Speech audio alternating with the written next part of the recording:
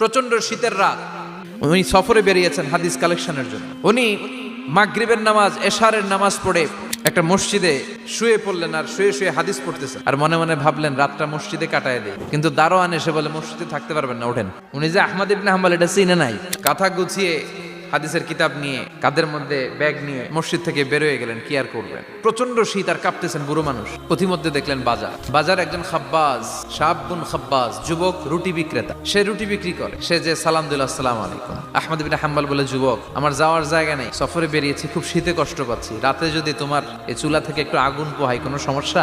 যুবক বলে, না না সমস্যা না, আহলান ওয়া সাহলান, বস আমদের, আসেন আসেন, আপনি আগুন পোহাইলে আমার সমস্যা কি? আল্লাহ শুকরিয়া করে উনি বসলেন আর আগুন পোহাচ্ছেন। আর খেয়াল করলেন যুবক রুটি বানায় আর পরে আস্তাগফিরুল্লাহ, রুটির দলা বানায় পরে আস্তাগফিরুল্লাহ, খামির বানায় আর পরে আস্তাগফিরুল্লাহ, খালি এইটাই পড়তেছে। ইমাম আহমদ ইবনে হাম্বল তো অবাক, কিরে এটা আবার কেমন যুবক, খালি আস্তাগফিরুল্লাহ। উনি প্রশ্ন করলেন, যুবক ঘটনা কি? আসার পর থেকেই তোমার দেখতেছি তুমি রুটি বানাও, রুটি বিক্রি করো আর পড়ো আস্তাগফিরুল্লাহ।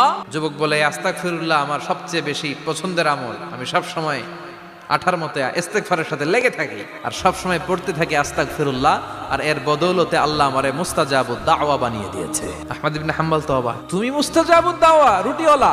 আমি এত বছর হাদিস পড়াই, আমিও তো মুস্তাজাবুদ দাওয়া না, তুমি দোয়া করলেই সব কবুল হয়ে যায়? যুবক বলে, না আনা মুস্তাজাবুদ দাওয়া, আমি আমার জীবনে যত দোয়া করেছি কবুল করে নিয়েছে কে? সব দোয়া কবুল করে নিয়েছে আল্লাহ, একটা দোয়া ছাড়া। কি সেই দোয়া?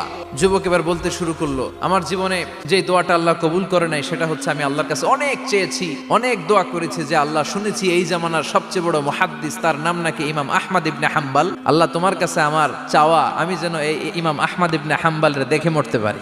আহমদ ইবনে হাম্বল আবেগপ্রবণ হয়ে গেলেন, চোখের পানি ছেড়ে দিলেন, বললেন, যুবক তোমার এই দোয়াটাও কবুল হয়ে গিয়েছে, আহমদ ইবনে হাম্বল তোমার দরবারে ছুটে এসেছে।